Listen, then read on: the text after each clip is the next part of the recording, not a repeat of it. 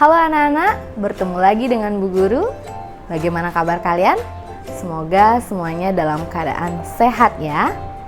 Hari ini kita akan belajar tema 2, subtema 1, muatan IPS.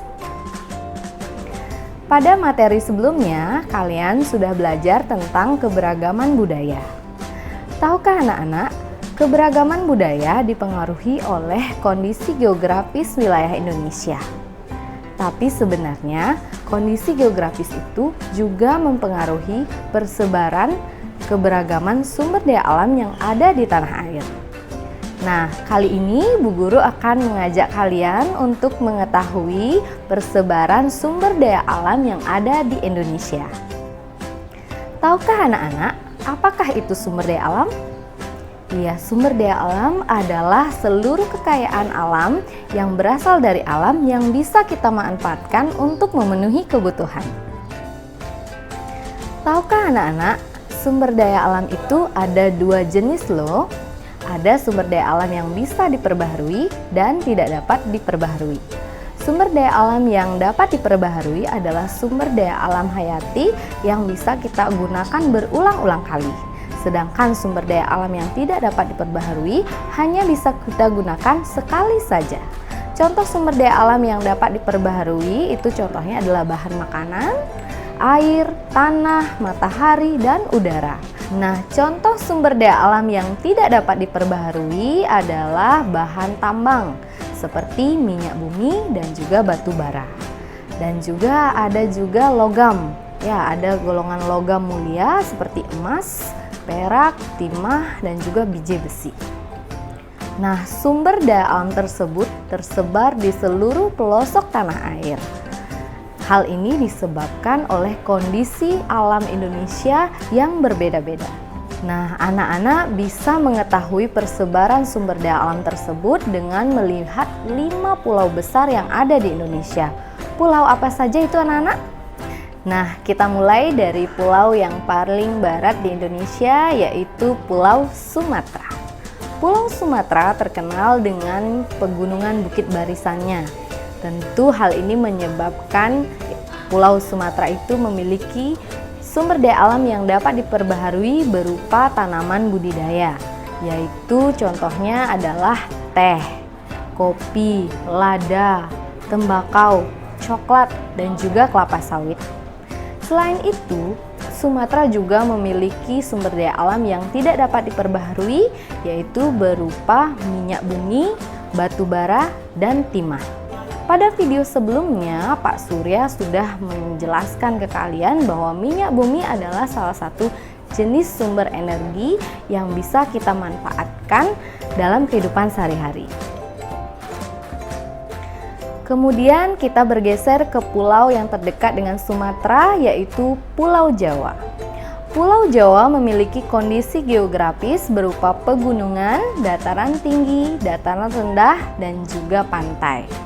Kondisi geografis berupa dataran tinggi dan juga pegunungan menyebabkan Pulau Jawa memiliki banyak perkebunan teh, kopi, dan juga kina.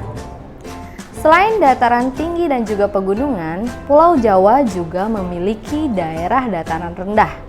Daerah dataran rendah yang luas ini biasanya digunakan oleh masyarakat untuk lahan persawahan, seperti di daerah Karawang. Daerah Karawang itu adalah persawahan yang ditanami padi, sehingga daerah itu terkenal sebagai lumbung padi.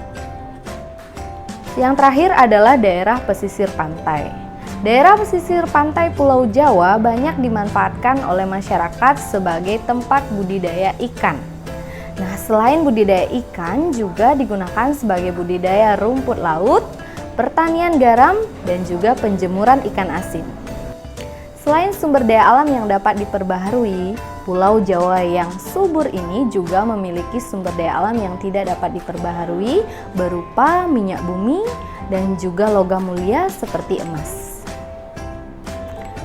Nah, dari Pulau Jawa kita bergeser sedikit ke arah utara, yaitu Pulau Kalimantan. Pulau Kalimantan memiliki kondisi geografis yang sebagian daerahnya berupa dataran rendah dan juga hutan lebat. Hutan lebat ini biasanya digunakan sebagai habitat alami hewan-hewan yang terancam punah. Dan hutannya itu dimanfaatkan sebagai daerah perkebunan seperti kelapa sawit dan juga menghasilkan hasil bumi berupa rotan dan juga karet. Hasil-hasil hutan tersebut diolah terlebih dahulu sebelum dijual. Getah karet itu diolah menjadi ban, kemudian kelapa sawit itu diolah menjadi minyak goreng, sedangkan rotan itu bisa diolah menjadi kerajinan tangan. Selain sumber daya alam yang dapat diperbaharui berupa hasil hutan tadi, Kalimantan juga memiliki sumber daya alam yang tidak dapat diperbaharui berupa minyak bumi dan batu bara yang bisa dimanfaatkan sebagai bahan bakar. Dari Pulau Kalimantan, kita bergeser sedikit ke arah timur, yaitu daerah Sulawesi. Sulawesi memiliki sumber daya alam yang dapat diperbaharui berupa pala dan jagung. Pala bisa kita gunakan sebagai bumbu masakan, sedangkan jagung bisa kita gunakan sebagai makanan. Selain itu, Sulawesi juga banyak menghasilkan kelapa.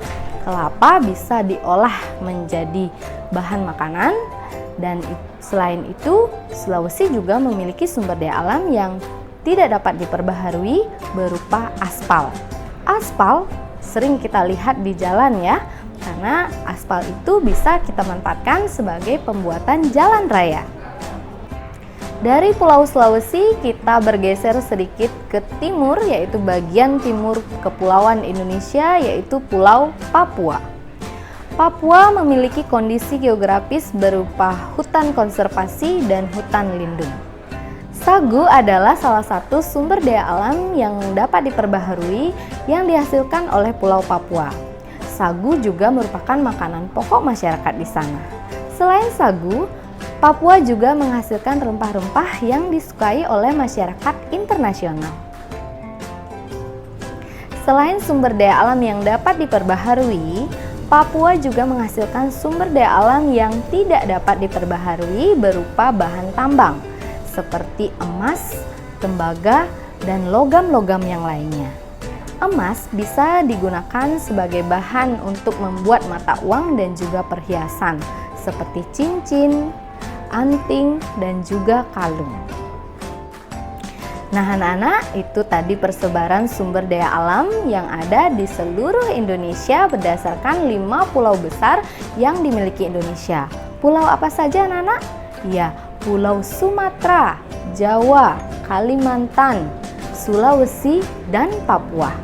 Dari kelima pulau tersebut, kira-kira pulau mana yang memiliki sumber daya alam paling banyak? Silakan cari tahu sendiri. Nah, untuk meningkatkan pemahaman kalian tentang persebaran sumber daya alam yang ada di Indonesia, silakan kerjakan soal-soal yang ada di buku Bu Pena halaman 87. Ayo berlatih ya, nomor 1-6. Tulis jawabannya di buku latihan dan jangan lupa difoto serta upload di Google Classroom. Nah anak-anak, demikian video pembelajaran kali ini. Tetap semangat ya, walaupun belajar dari rumah. Tetap jaga kesehatan dan jaga kebersihan, jaga iman, agar kita semua selalu terlindungi oleh Tuhan. Terima kasih dan dadah!